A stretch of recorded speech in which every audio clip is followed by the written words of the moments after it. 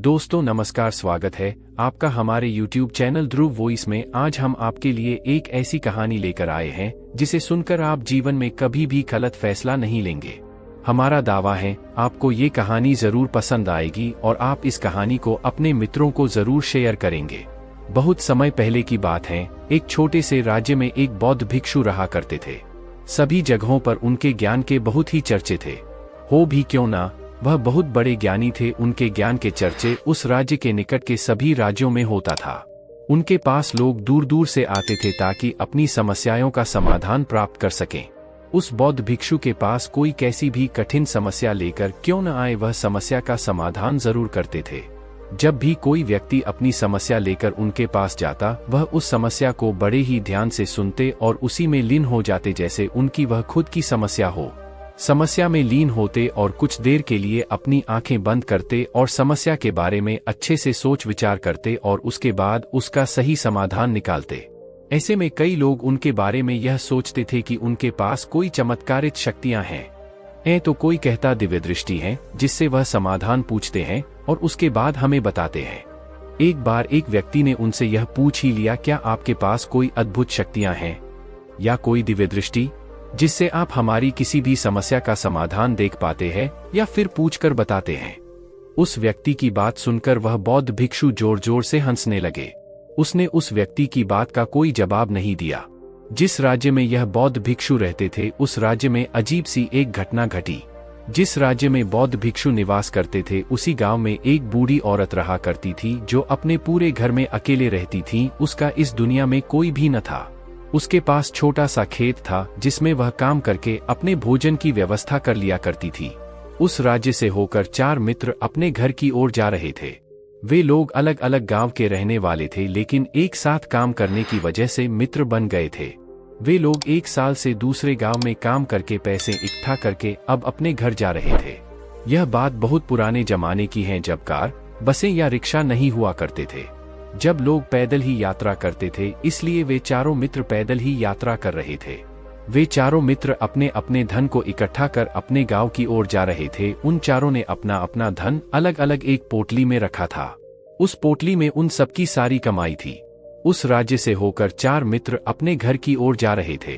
वे लोग अलग अलग गांव के रहने वाले थे, लेकिन एक साथ काम करने की वजह से मित्र बन गए थे। वे लोग 1 साल से दूसरे गांव में काम करके पैसे इकट्ठा करके अब अपने घर जा रहे थे। यह बात बहुत पुराने जमाने की है, जब कार, बसें या रिक्शा नहीं हुआ करते थे। जब लोग पैदल ही यात्रा करते थे, इसलिए वे चारों मित्र पैदल ही यात्रा कर रहे थे। वे चारों मित्र अपने अपने धन को इकट्ठा कर अपने गांव की ओर जा रहे थे। उन चारों ने अपना अपना धन अलग अलग एक पोटली में रखा था। उस पोटली में उन सबकी सारी कमाई थी। उस तीनों मित्र ने उस युवक की बात मान ली और वे सभी मिलकर अपना धन एक ही पोटली में रख देते हैं और वे सभी मिलकर अपने गांव की ओर आगे बढ़ते हैं। चलते चलते काफी समय बीत चुका था और अब रात होने वाली थी। तभी आगे बढ़ते हुए उन्हें एक घर दिखाई दिया जहां वही अकेली बूढ़ी औरत रह रही थी। रात्रि का समय भी हो चुका था और इन चारों मित्रों को ठहरने के लिए कोई जगह चाहिए थी। इस पर वे चारों मिलकर योजना बनाई कि वे इसी घर में रात बिताएंगे। उन चारों लोगों ने उस घर की ओर बढ़ते हुए दरवाजा खटखटाया। तब वह बूढ़ी औरत ने दरवाजा खोला और उन मित्रों में से एक ने हाथ जोड़कर कहा, माता जी, हम अपने गांव की ओर जा रहे हैं, लेकिन रात हो गई है और हम इतनी रात में सफर नहीं कर सकते। हमारी आपसे विनती है कि आप हमें एक रात यहाँ ठहरने की अनुमति दें। सुबह होते ही हम चलेंगे। बहुत सोच विचार करने के बाद बूढ़ी औरत कहती है, तुम सभी आज रात के लिए यहाँ पर रुक सकते हो। बूढ़ी औरत ने सबके लिए खाना बनाया और उन्हें पेट भरकर खिला दिया। इसके बाद उन मित्रों ने धन की पोटली उस बूढ़ी औरत के हाथ में थमा दी और कहा, माता जी, इस पोटली में हमारी साल भर की कमाई है। हमने अब तक का सब धन इसमें रखा है और अब हम इसे आपको सौंप रहे हैं, क्योंकि यह चारों से अधिक आपके पास सुरक्षित रहेगा। हम बस इतना चाहते हैं कि यदि हम चारों में से कोई एक व्यक्ति लेने आए तो आप इस पोटली को मत देना जब तक हम चारों एक साथ लेने न आए। तब वह बूढ़ी औरत कहती है, ठीक है बेटा, जब तुम चारों एक साथ मेरे पास इस पोटली को लेने आओगे तभी इस पोटली को मैं दूंगी। वह धन की पोटली उस बूढ़ी औरत को देकर चारों मित्र बेफिक्र हो जाते हैं कि अब उनका धन सुरक्षित है और वे लोग खाना खा गहरी नींद में सो जाते हैं। अगली सुबह जब वह चारों उठते हैं तो सभी लोग अपनी आगे की यात्रा के लिए तैयारियां शुरू करते हैं। उन चारों दोस्तों में से एक दोस्त थोड़ा सा बदमाश था। वह अपने उन मित्रों से कहता है, भाइयों, इस बूढ़ी औरत ने हमारी रात भर खातिरदारी की है, हमें भोजन कराया है, सोने के लिए अच्छी बिस्तर दिया, रात को सर ढकने के लिए छत दी है, और हमने अब तक उसके लिए कुछ नहीं किया। वह बूढ़ी औरत अकेले ही खेतों में काम कर रही है। क्या हम सभी यहाँ से जाने से पहले बूढ़ी औरत की मदद नहीं कर सकते? उस बदमाश दोस्त ने मन ही मन यह योजना बना ली थी कि वह किसी तरह से भी उस बुढ़िया से पोटली हासिल करके ही रहेगा। बाकी के तीनों मित्र उसकी बातों में आ जाते हैं और वे सभी मिलकर उस बुढ़िया की मदद करने अर्थात खेतों में काम करने के लिए चल पड़ते हैं। वे सभी मिलकर खेतों का काम कर ही रहे थे। काफी देर काम करने के बाद वह बदमाश दोस्त अपने बाकी तीनों मित्रों से कहता है, मित्र, मुझे जोरों की प्यास लग गई है, मैं जरा उस बूढ़ी औरत से पानी मांग कर लाता हूँ।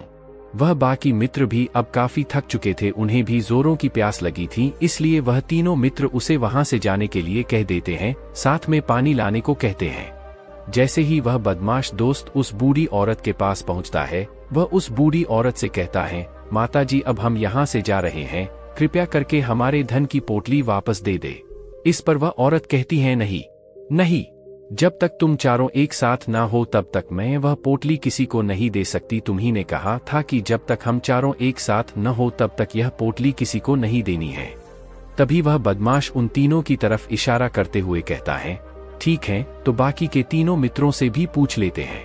बदमाश मित्र का इशारा जब उन तीनों मित्रों ने देखा तो उन तीनों से सोचा कि हमारा मित्र हमारे लिए पानी लाना चाहता है, इसलिए वह हमसे आज्ञा मांग रहा है। तभी उन तीनों मित्रों ने इशारे में कहा, ठीक है, ले आओ। यह देख उस बुढ़िया को यह लगने लगा कि अब चारों यहाँ से जा रहे हैं और यह अपनी पोटली मांग रहे हैं, इसलिए बुढ़िया ने पोटली लाकर उस बदमाश दोस्त के हाथ में रख दी। उस बदमाश दोस्त ने पोटली को हाथ में रखा और पीछे के रास्ते से वहां से चला गया और बाकी के तीन मित्र कामों में व्यस्त रह गए। कुछ देर बाद जब वह खेतों में काम करके बुढ़िया के पास लौटते हैं और बुढ़िया से कहते हैं, माताजी, हमारा मित्र अभी पानी लेने के लिए आया था, कहाँ गया? इस पर वह बुढ़िया कहती हैं, क्या वह पानी पीने आया था? पर वह तो कह रहा था कि हम चारों जा रहे हैं, कृपया करके हमारी धन की पोटली हमें थमा दे। तीनों बड़े हैरान होकर उस बुढ़िया से कहते हैं, माताजी, भला हमने कब कहा कि हम पोटली मांगे हैं? हमें तो प्यास लगी थी, हमने पानी के लिए इशारा किया था। तभी बूढ़ी औरत उन तीनों से कहती है, परंतु अब तो वह पोटली लेकर जा चुका है। तभी वह तीनों मित्र माथा पकड़कर रोने लगते हैं और कहते हैं, माताजी, उसमें हमारा सारा कमाया हुआ धन था, वह अकेले लेकर भाग चुका है। हमने तो आपको कहा था कि जब तक हम चारों एक साथ ना आए तब तक आपको वह पोटली किसी को नहीं देनी है, फिर आपने ऐसा क्यों किया? इसमें तो सरासर आप ही की गलती है। हमने आपको उस पोटली की हिफाजत के लिए दिया था और आपने उसे एक ऐसे हाथ में दिया जिसने हमारा सारा धन लूट लिया। हम बर्दाश्त नहीं करेंगे, हम राजा के पास जाएंगे और राजा से आपकी शिकायत करेंगे, न्याय की मांग करेंगे। अब तो इस बात का फैसला राजा ही करेंगे। तीनों नौजवान क्रोधित होकर राजा के दरबार में पहुंच जाते हैं और अपनी सारी समस्या उस राजा को बता देते हैं। जब वह राजा उन तीनों नौजवानों की बातें ध्यानपूर्वक सुनता है तो वह तुरंत ही बुढ़िया को राज्य दरबार में पेश होने की आदेश देता है। राजा के आदेश पर राजा के सैनिक तुरंत ही उस बुढ़िया को राज्य दरबार में पेश करते हैं और राजा भरी दरबार में उस बुढ़िया को दोषी करार कर देते हैं और कहते हैं कि तुम्हें वह पोटली उस अकेले व्यक्ति को नहीं देनी चाहिए थी। जब उन्होंने तुमसे कहा था कि जब तक वह चारों एक साथ उस पोटली को लेने ना आए तब तक तुम्हें वह धन किसी को नहीं देना चाहिए था। इसमें तुम्हारी गलती है और अब तुम्हें हर्जाना भरना पड़ेगा। तुम्हें इनका धन लौटना होगा। राजा का यह आदेश सुनकर बूढ़ी औरत फूट फूट कर रोने लगती हैं और राजा ने मदद की गुहार लगाती है और कहती हैं, हे राजन, मैं तो एक बूढ़ी औरत हूँ और मेरे पास इतना धन नहीं है और न ही मेरे घर में कोई ऐसा नहीं है जो धन कमाता हो। मेरे पास इतना धन नहीं है कि मैं लौटा सकूं। मैं तो अकेली हूँ, बेसहारा हूँ, कृपया करके मुझ पर रहम करें। लेकिन राजा उस औरत की एक नहीं सुनता और वह औरत रोते हुए अपने घर की ओर जा रही थी। आखिर मैं इतना धन कहाँ से लाऊं कि कैसे मैं उन लोगों का यह धन कैसे लौटाऊंगी? मेरे पास इतना धन नहीं है, मैं क्या करूं, कैसे करूं, कहाँ से लाऊं इतना धन? अगर मैंने उनका धन नहीं लौटाया तो राजा मुझे मार डालेगा। इसमें मेरी भी गलती है। जब उन चारों ने मिलकर कहा था जब हम चारों एक साथ ना हो तो तब तक वह पोटली किसी को नहीं थामनी है, फिर भी मैंने वह पोटली केवल एक व्यक्ति को थमा दी, गलती तो इसमें मेरी ही है। यह सारी बातें सोचते सोचते अपने घर की ओर जा रही थी। तभी उस बुढ़िया औरत को वही बौद्ध भिक्षु मिले जो बड़ी ही आसानी से किसी भी समस्या का समाधान करते थे। तब बौद्ध भिक्षु बुढ़िया औरत से पूछते हैं, क्या बात है बेटी, क्यों परेशान हो और रो रही हो? इस बात पर वह बुढ़िया संत को सारी बातें बता देती हैं। उसके बाद कहती हैं, हे महाराज, इसमें गलती तो मेरी ही है। उन्होंने ने तो कहा ही था कि जब तक हम चारों एक साथ न आए तब तक पोटली किसी एक को मत देना, लेकिन मेरी बुद्धि भ्रष्ट हो गई थी, जो मैंने पूरा धन किसी एक व्यक्ति को दे दिया और वह उनका सारा धन लेकर चला गया। लेकिन अब मुझे समझ नहीं आ रहा है कि मैं इतना धन कहाँ से लाऊं और कैसे जुटाऊं। राजा ने अब तो आदेश भी दे दिया है कि मुझे धन लौटना पड़ेगा। अब मैं इसी संकट में हूँ, इतना सारा धन कहाँ से लाऊं? वह भिक्षु उस बूढ़ी औरत से कहते हैं, तुम रो मत, मैं कोई न कोई रास्ता निकालता हूँ। इतना कहकर वह संत वहीं पर बैठ जाते हैं और कुछ देर के लिए आंखें बंद करके सोचते हैं और मौन रहकर समस्या का समाधान निकालते हैं। बहुत सोचने के बाद वे आंखें खोलते हैं और कहते हैं, बेटी, राजा का फैसला गलत है। तुमने जो किया उसमें तुम्हारी कोई गलती नहीं है। यह सुनकर बुढ़िया एकदम चुप सी हो गई और सोचने लगी, आखिर राजा का फैसला कैसे गलत हो सकता है? वह तो सबका न्याय करते हैं, तो मेरे साथ गलत कैसे कर सकते हैं? उस संत और बुढ़िया की बात आसपास खड़े सभी लोग सुन रहे थे। वे लोग भी अचरज में थे कि राजा का फैसला कैसे गलत हो सकता है। उनकी बातें सुन रहे वहां खड़े लोग बोले, राजा कैसे गलत हो सकते हैं? इस बुढ़िया ने ही गलती की है, चारों का धन एक को ही दे दिया। ऐसे में इस बुढ़िया को उनका धन तो लौटना ही चाहिए। तभी वह संत उस बूढ़ी औरत से कहते हैं, जाओ और राज दरबार में कह दो आपका फैसला गलत है। संत के फिर कहने पर वह राज्य दरबार लौटी और डरते डरते बोली, हे राजन, आपका फैसला गलत है। इतना कहकर वह राजा को सारी बात सच सच बता दी। उस बुढ़िया की बात सुनकर राजा बहुत क्रोधित हुआ और उस बुढ़िया से कहा, कौन है वह संत जिसने मेरे फैसले को गलत बताया है? क्या उन्हें लगता मैंने सही निर्णय नहीं लिया है? मैं प्रतिदिन कई निर्णय लेता हूं, लेकिन आज तक किसी ने नहीं कहा कि मेरा फैसला गलत है। आगे राजा ने कहा, ठीक है, फिर उस संत को बुलाओ और उन्हें न्याय करने देते हैं।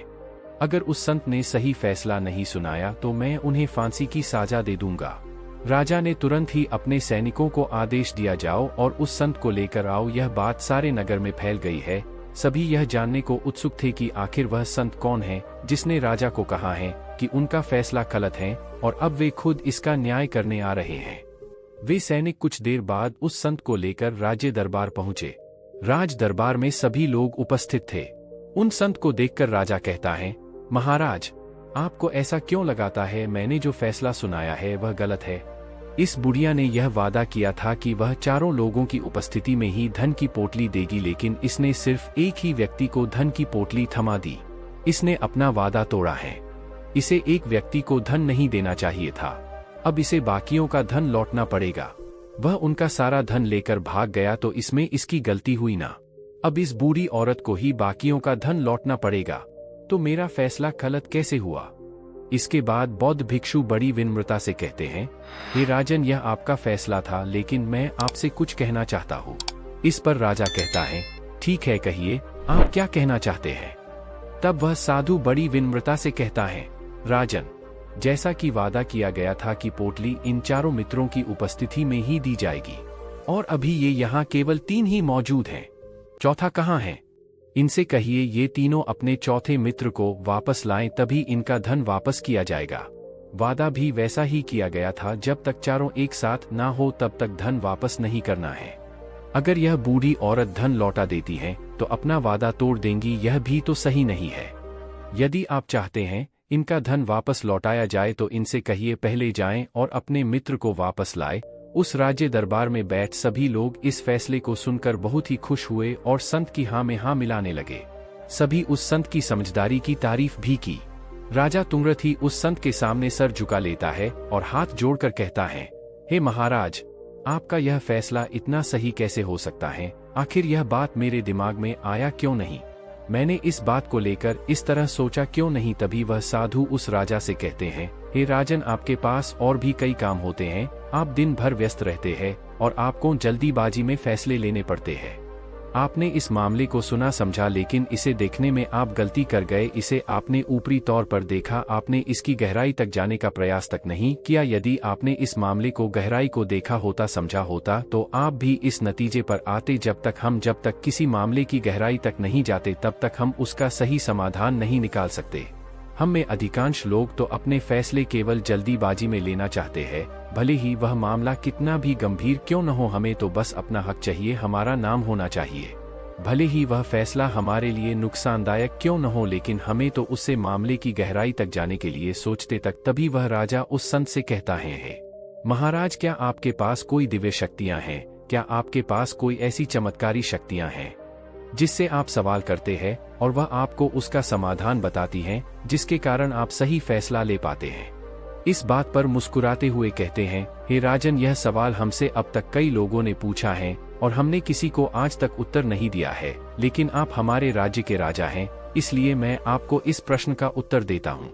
मेरे पास कोई भी ऐसी दिव्य या चमत्कारी शक्तियाँ नहीं है। मैं हर बात को केवल गहराई तक सोचता हूँ और विचार करता हूँ, और जब मैं विचार करता हूँ तब मेरे सामने कई सारे समाधान आते हैं। फिर मैं उन समाधानों पर कई बार विचार करता हूँ, तब मैं दूसरों को समाधान देता हूँ, क्योंकि किसी एक इंसान का लिया हुआ गलत फैसला किसी इंसान का जीवन बर्बाद कर सकता है। एक लिया गया फैसला सही हुआ तो जीवन अच्छा हो सकता है, और एक गलत फैसला जीवन को नरक बना सकता है। इसलिए फैसले छोटे हो या बड़े, हमें मौन रहकर समझदारी से लेनी चाहिए। अगर आप मौन रहकर किसी फैसला पर विचार करते हैं तो एक सही समाधान निकलकर सामने आता है। इस कहानी से सीख। इस कहानी से हमें यह सीखने को मिलता है कि सही फैसला लेने की क्षमता हमारे जीवन में सफलता हासिल करने के लिए जरूरी है। हम सभी के जिंदगी में कई बार मुश्किल से मुश्किल घड़ी आती है, तो कभी हमें बड़े फैसले लेने होते हैं। उस समय हमें पता नहीं होता है कि यह फैसला हमारे जीवन पर कैसा प्रभाव डालेगा, हमारे जीवन में खुशियां लाएगा या मुसीबत। कई बार तो ऐसा भी होता है कि हम समझ ही नहीं पाते हैं कि क्या निर्णय ले जो उचित होगा, लेकिन एक सही फैसला या निर्णय हमारी जिंदगी सुखमय बना सकती है और एक गलत फैसला हमारे जीवन को नरक बना सकती है। ऐसे में सही फैसला लेने की क्षमता हमारे जीवन में सफलता हासिल करने के लिए जरूरी है। दोस्तों, अगर आपको हमारी वीडियो अच्छी लगी हो तो वीडियो को लाइक करें और आपके दोस्तों के पास शेयर करें, और साथ ही चैनल को सब्सक्राइब करें। धन्यवाद।